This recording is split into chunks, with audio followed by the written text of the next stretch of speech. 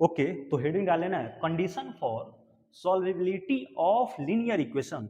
यानी अगर simultaneous linear equation given है तो उसको बिना सॉल्व किए हुए हम लोग कैसे पता कर सकते हैं लोग कि उसका जो सोल्यूशन होगा यूनिक सोल्यूशन होगा कि इनफाइनाइटली मेनी सोल्यूशन होगा कि नो सोल्यूशन होगा। यानी हम लोग कंडीशन डिस्कस करने वाले हैं लोग। साइमल्टेनियस लीनियर इक्वेशन गिवन है तो उसका कंडीशन डिस्कस करने वाले हैं लोग कि कब उसका सॉल्यूशन निकाला जा सकता है, कब उसका सॉल्यूशन नहीं निकाला जा सकता है। ठीक है, तो वही हेडिंग डाल लेना है condition for solvability of linear equation. यानी कोई दो साइमल्टेनियस लीनियर इक्वेशन गिवन है जैसे a1x plus b1y plus c1 equal to 0, ये इक्वेशन हो गया। दूसरा इक्वेशन है a2x plus b2y plus c2 equal to 0। ये दो साइमल्टेनियस लीनियर इक्वेशन गिवन है तो इसके लिए क्या कंडीशन है सॉल्वेबिलिटी का। ठीक है, ये हम लोग डिस्कस कर रहे हैं लोग। ठीक है, हालांकि हम लोग डिटेल में इसका बात कर चुके हैं। जब क्रॉस मल्टीप्लीकेशन मेथड डिस्कस करा जा रहा था उस टाइम हम लोग ये कंडीशन अच्छे से पूरा प्रूफ के साथ डिस्कस कर चुके हैं लोग। उस रिजल्ट को डायरेक्ट हम यहां लिख रहे हैं। ठीक है, पहला रिजल्ट ये था, क्या करना था हम लोग को, x के कोफिशिएंट का रेशियो और y के कोफिशिएंट का रेशियो हम लोग को निकाल लेना था और देखना था कि दोनों इक्वल है कि नहीं है। क्या करना है, पहला काम x के कोफिशिएंट का रेशियो एंड y के कोफिशिएंट का रेशियो निकालना है। तो दो ही पॉसिबिलिटी हो सकता है, या तो दोनों इक्वल हो जाए या दोनों इक्वल ना हो।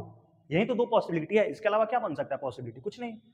तो एक बार तो x का कोफिशिएंट का रेशियो निकाला गया तो a1/a2, ठीक है, और y का कोफिशिएंट का रेशियो निकाला जाएगा तो b1/b2 आएगा। तो दो पॉसिबिलिटी है कि दोनों इक्वल हो जाए या दोनों इक्वल ना हो। मान लेते हैं दोनों इक्वल नहीं है, a1/a2 not equal to b1/b2। ये हो गया पहला कंडीशन। दूसरा कंडीशन हो गया, दूसरा मतलब केस हो गया कि दोनों इक्वल है, यानी a1/a2 इक्वल है b1/b2 के। ठीक है, ये दो केस आ गया। तो अगर दोनों इक्वल नहीं है, ये है दूसरा केस, ये है पहला केस जब दोनों इक्वल नहीं है। तो जब दोनों इक्वल नहीं है तो यहां से हम लोग को ये कंफर्म पता चल गया कि ये जो होगा यूनिक सॉल्यूशन देगा। कैसा सॉल्यूशन देगा, यूनिक सॉल्यूशन मिलेगा। x एंड y का एक यूनिक वैल्यू मिलेगा जो इस इक्वेशन को सेटिस्फाई करेगा। बात क्लियर हो गया। यूनिक सॉल्यूशन का मतलब क्या है, x एंड y का एक यूनिक वैल्यू मिलेगा, एक ही वैल्यू मिलेगा जो इस इक्वेशन को सेटिस्फाई करेगा। ठीक है, अब कोई बोलेगा कि अगर ये दोनों इक्वल हो जाए तब क्या करना है, तो जब दोनों इक्वल हो जाए, जब दोनों इक्वल हो जाए तब हम लोग को कांस्टेंट का भी रेशियो निकालना है। और कांस्टेंट का रेशियो निकालते टाइम ये ध्यान रखना है कि या तो दोनों कांस्टेंट राइट साइड में हो, यानी इक्वल टू के राइट साइड में हो, या दोनों लेफ्ट साइड में हो, तो ही दोनों का एक साथ रेशियो। ये नहीं कि एक लेफ्ट साइड में और दूसरा राइट साइड में उसका रेशियो निकाल दिया जाए तो गड़बड़ हो जाएगा। तो ये कंसेप्ट हम लोग को ध्यान रखना है कि जब ये दोनों इक्वल हो जाए तो कांस्टेंट का भी रेशियो निकालना है। अगर दोनों इक्वल नहीं है तो कांस्टेंट के बारे में तो सोचना ही नहीं है। जब पहले ही दोनों इक्वल नहीं है तो सीधे पता चल गया कि यूनिक सॉल्यूशन होगा। ये तब बात करा जा रहा है जब दोनों इक्वल हो जाए। तो जब दोनों इक्वल हो जाए तो हम लोग को कांस्टेंट का भी रेशियो निकालना पड़ेगा, यानी C1/C2 भी निकालना पड़ेगा। और ये तब देखा गया दोनों तो इक्वल है तो ही C1/C2 निकाला गया। तो यहां से दो पॉसिबिलिटी फिर बनेगा कि क्या पता C1 C2 निकाला गया तो ये इसके इक्वल आ गया या इसके इक्वल नहीं आए। यही तो दो कंडीशन हो सकता है। तो यहां से दो केस और बन गया कि पहले से तो ये पता है ही कि a1/a2 जो है b1/b2 के इक्वल है। ठीक है, और C1/C2 भी निकाला गया, ये भी इक्वल आ गया। या ये हो जाए कि पहले से ये दोनों इक्वल है और C1/C2 को निकाला गया ये इक्वल ना हो। यानी कुल मिला के बात करा जाए तो यहां से भी दो केस बन गया। ठीक है, तो अब देखा जाए दोनों इक्वल था तो C1/C2 को भी निकाला गया, यानी जब दोनों इक्वल हो जाएगा तो ये तीनों रेशियो हम लोग को निकालना पड़ेगा। ठीक है, और तीनों में देखना अगर तीनों इक्वल हो गया तो यहां से पता चलेगा इनफाइनाइटली मेनी सॉल्यूशन मिलेगा।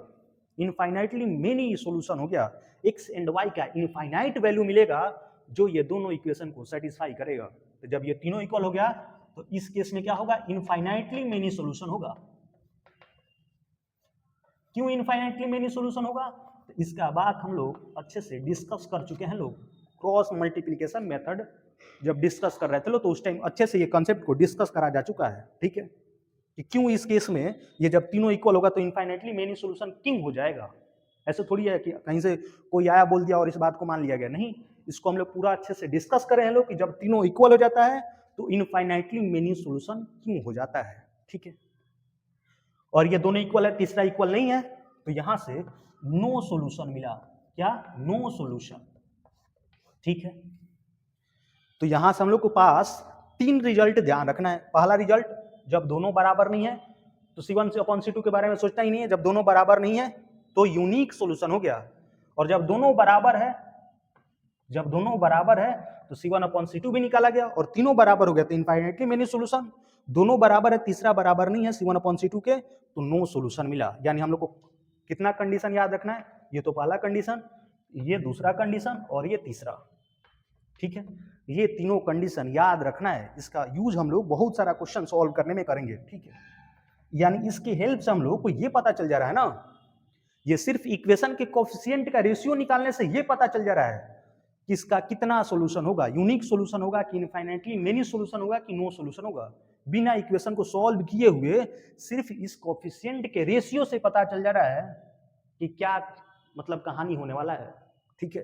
कितना मजेदार चीज है ये कि बिना सॉल्व किए हुए हम लोग को पता चल जा रहा है, ठीक है। तो ये तीनों कंडीशन को हम लोग को याद रखना है, इसका हम लोग यूज करने वाले हैं लोग आगे, ठीक है। तो एकदम ये फ्लुएंटली याद हो जाना चाहिए।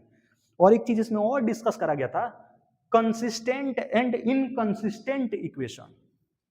Consistent and inconsistent. कंसिस्टेंट कब बोला गया था? कि जब कम से कम यानी एटलीस्ट एक सॉल्यूशन हो तो उसको कंसिस्टेंट बोला जाएगा, और जब एक भी सॉल्यूशन ना हो तो उसको इनकंसिस्टेंट बोला जाएगा, सिंपल।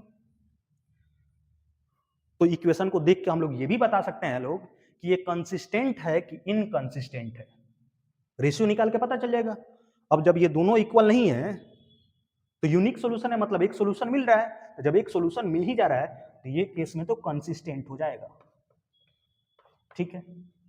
यानी जब A1 upon A2 not equal to B1 upon B2 है तो ये कंसिस्टेंट इक्वेशन हो जाएगा। और ये मान लेते हैं अगर दोनों इक्वल हो गया तो C1 अपॉन C2 को भी निकाला गया, और जब तीनों इक्वल हो जा रहा था इनफाइनाइटली मेनी सॉल्यूशन, यहां भी तो सॉल्यूशन मिल जा रहा है, तो यहां भी जब सॉल्यूशन मिल गया तो जब तीनों इक्वल है तो भी हम ये बोल सकते हैं कि इक्वेशन क्या है? कंसिस्टेंट है, कंसिस्टेंट है। और जब A1 अपॉन A2 इक्वल है B1 अपॉन B2 के और नॉट इक्वल है C1 अपॉन C2 के, तो नो सॉल्यूशन यानी कोई सॉल्यूशन नहीं मिल रहा है। तो जब कोई सॉल्यूशन ही नहीं मिल रहा है तब तो ये इक्वेशन क्या हो जाएगा? इनकंसिस्टेंट हो जाएगा। तो ये कंडीशन में इक्वेशन क्या हो जाएगा? इनकंसिस्टेंट। बात समझ आया? तो ये बेसिक जो कंसेप्ट था ये पता होना चाहिए। बहुत ही मजेदार कंसेप्ट है कि हम लोग सिर्फ रेशियो से, कोफिशिएंट के रेशियो से पता कर पा रहे हैं लोग कि इक्वेशन कंसिस्टेंट होने वाला है कि इनकंसिस्टेंट होने वाला है। कंसिस्टेंट है तो कितना सॉल्यूशन होगा, यूनिक सॉल्यूशन होगा कि इनफाइनाइटली मेनी सॉल्यूशन होगा, ठीक है। तो ये हम लोग आसानी से पता कर पा रहे हैं लोग, और ये एकदम स्टैंडर्ड नोटेशन है, ध्यान रखना है। A1 अपॉन A2 किसको बोल रहे हैं? x के कोफिशिएंट को। B1 अपॉन B2 किसको बोल रहे हैं? y के कोफिशिएंट को। C1 अपॉन C2 बोल रहे हैं कांस्टेंट के कोफिशिएंट को, रेशियो को, ठीक है। तो ये ध्यान रखना है, ठीक है। इससे रिलेटेड हम लोग नेक्स्ट वीडियो में कुछ क्वेश्चन सॉल्व करेंगे तो और कंसेप्ट क्लियर हो जाएगा, ठीक है। आगे देखते हैं हम लोग।